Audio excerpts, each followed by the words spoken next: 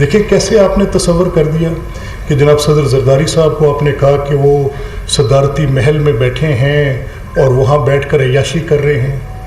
اب جناب وزیر اعظم کے بارے میں آپ نے ایسی بات کی، آپ تو یہ تسلیم کرنے کو بھی تیار نہ ہوئے اس وقت کہ آپ نے اپنے کسی پچھلی تقریر میں نے سنا. جب یہ بات سنی تو اس کے بعد میں نے مولانا کی اور بات بھی سنی. وہ سیاسی طور پر مجھ سے بہت بڑے قد کے آدمی ہیں، مجھے اس میں کوئی شک نہیں ہے، لیکن اس ملک میں حادثہ یہ رہا ہے کہ کون کہہ رہا ہے کہ اوپر زیادہ زور ہے، کیا کہہ رہا ہے، اس پہ اوپر ہم اکثر اس کو نظر انداز کر دیتے ہیں.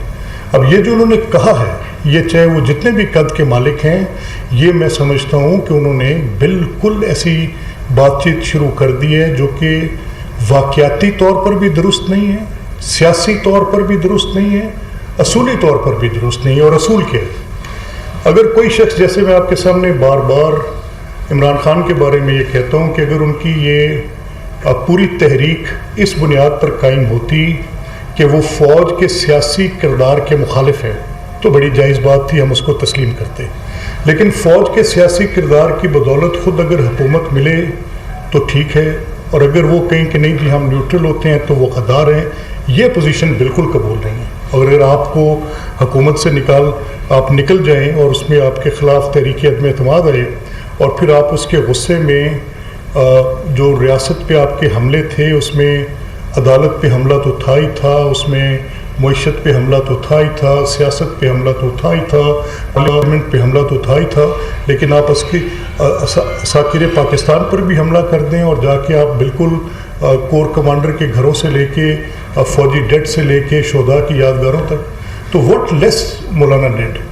جب متحدہ سے عمل کی بات ہے، میں آپ میں سے کئی دوست اس بات کو جانتے ہیں، جو پرانے ساتھی ہم اکٹھے یہ سفر ہم نے کیا ہے.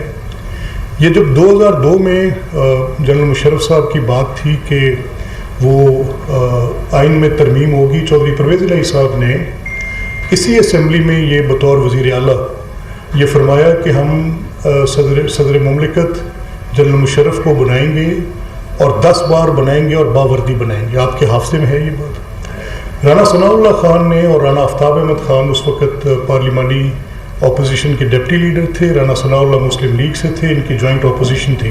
میں بھی اسمبلی کا ممبر تھا تب، اور میں اس وقت پارلیمنٹری سیکرٹری فار لا تھا. تو اس وقت انہوں نے یہ کہہ دیا آ کے یہاں بات کی کہ جی اس کے یہ غیر آئینی ہے، یہ قرارداد نہیں ہو سکتی، اور یہ کیونکہ غیر آئینی قرارداد اسمبلی پاس نہیں کر سکتی. تو سوال یہ اٹھا تھا کہ کیا ایکٹ آف پارلیمنٹ کے ساتھ یہ ہو سکتا ہے؟ اور مولانا نے اس وقت ان کی متحدہ مجلس عمل کی حکومت تھی جنرل مشرف صاحب کے ٹائم پہ، اس بات پہ ووٹ دیا کہ یہ ہو سکتا ہے، یہ ایکٹ آف پارلیمنٹ سے ہو سکتا ہے، باوردی صدر منتخب کریں گے. تو جب آپ کے پاس ایک صوبے کی حکومت ہو تو فوج کا سیاسی کردار قبول ہے اور آپ وہ لے سکتے ہیں.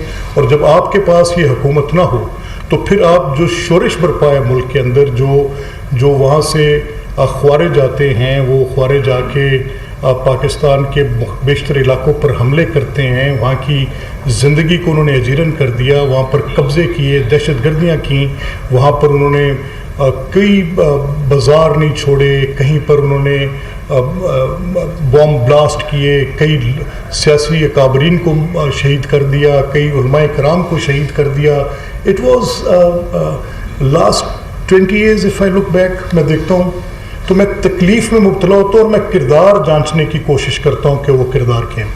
آپ کی اپنی بات مولانا کی انہوں نے نہیں مانی، مجھے وہ ساری ایپیسوڈ میری آنکھوں کے سامنے ہیں. ہم بطور طالب علم اس کیفیت اور کرب سے گزر رہے تھے جب آپ فیصلہ ساز تھے.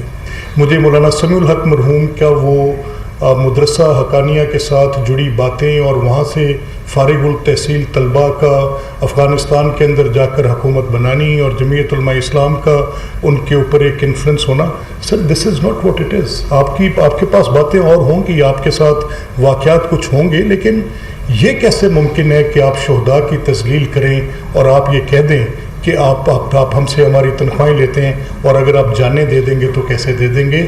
یہ بالکل آپ کی بات جو ہے میں سمجھتا ہوں کہ آپ کو اس سے پوری پاکستانی قوم سے معافی مانگنی چاہیے، اور آپ کے یہ جملے آپ کے کچھ سیاسی نقطوں میں بات چیت کرنا ضروری بات ہے، لیکن ہم کسی سے بھی، چاہے وہ عمران خان یا اس کی جماعت شہداء کی بے حرمتی کرے چاہے وہ مولانا فضل الرحمان جیسا جید عالم کرے، ہم کسی سے بھی عوام پاکستان یہ نہ توقع کرتے ہیں اور ہم آپ سے تقاضا کرتے ہیں کہ آپ اس پہ معافی مانگیں۔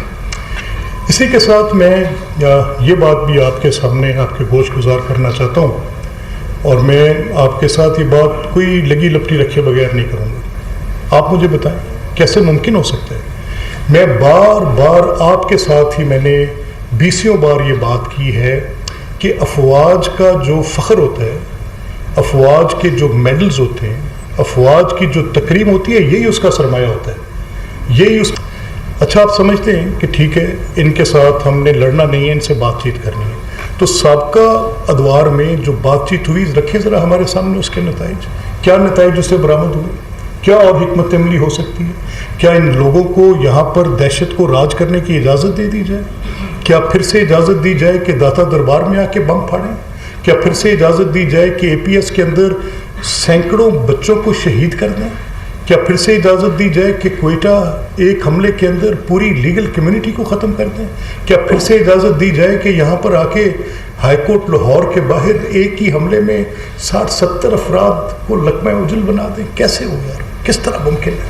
ہاؤ کوڈ بی دس؟ کون اس کو تسلیم کون کر سکے گا؟